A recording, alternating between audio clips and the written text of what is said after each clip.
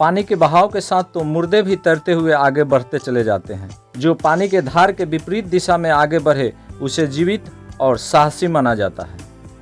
मर्यादा पुरुषोत्तम भगवान श्री राम समुद्र किनारे खड़ा होकर 3 दिनों तक लंका जाने हेतु समुद्र से रास्ता मांगते रहे। समुद्र जब उनकी विनती नहीं सुनी तो वह क्रोधित हो गए और समुद्र को सुखाने की धमकी दे डाली।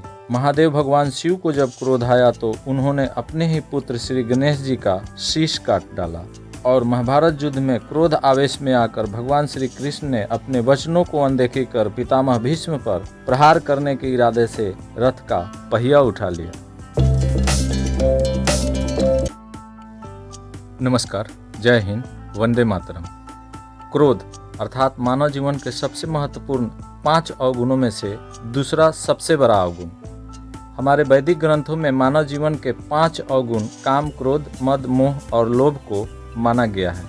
इसमें क्रोध काम अर्थात सेक्स के बाद दूसरे स्थान पर आता है। वैज्ञानिक शोध से पता चला है कि क्रोध एक मनोभाव है, अर्थात क्रोध केवल एक मन की भावना मात्र है। जब हमारे इच्छा अनुसार कोई काम नहीं होता या मनचाहा वस्तु प्राप्त नहीं होती तो हमारा मस्तिष्क एक विशेष प्रकार का रसायन उत्पन्न करता है और हमारे अंदर क्रोध की भावना बढ़ने लगती है। यही हाल तब होता है जब कोई हमारा अपमान करता है या फिर हमें चिढ़ाने की कोशिश करता है। क्रोध हमारे अंदर छिपा हुआ वह अवगुण है जो जब भी आता है हमारा नुकसान ही करता है, किंतु क्रोध को अगर काबू में कर लिया जाए तो हमें फायदा भी पहुंच सकता है। वैसे तो क्रोध पर काबू पाना बेहद मुश्किल काम है, किंतु असंभव नहीं है। अब सुनिए क्रोध किस प्रकार से हमें फायदा पहुंचा सकता है। मान लो कोई आपको कहता है कि हमारे पास धन है, दौलत है और तुम गरीब व्यक्ति हो, तुम हमारी बराबरी नहीं कर सकते। यहाँ पर एक सामान्य व्यक्ति को क्रोधित होना स्वाभाविक है। वह सामान्य व्यक्ति यह सुनकर क्रोधित होगा और अपने सामने खड़ा उस आदमी को भला बुरा कहकर अपने अंदर के क्रोधाग्नि को शांत करने की कोशिश करेगा।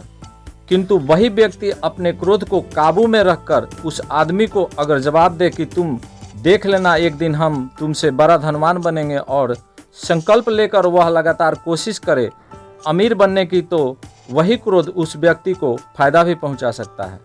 अर्थात क्रोध को चैलेंज बना लिया जाए तो वह हमें ऊर्जा भी प्रदान करता है। पानी के बहाव के साथ तो मुर्दे भी तैरते हुए आगे बढ़ते चले जाते हैं। जो पानी के धार के विपरीत दिशा में आगे बढ़े उसे जीवित और साहसी माना जाता है। उदाहरण स्वरूप कुछ संत महापुरुषों का नाम लेना चाहूँगा जिन्होंने क्रोध पर नियंत्रण करना सीख लिया था। हजारों वर्ष पहले भगवान गौतम बुद्ध, सैकड़ों वर्ष पहले सिखों के गुरु गुरु नानक देव जी और 20वीं सदी के महानतम पुरुष मोहनदास करमचंद गांधी, इनको महात्मा गांधी के नाम से भी दुनिया जानती है।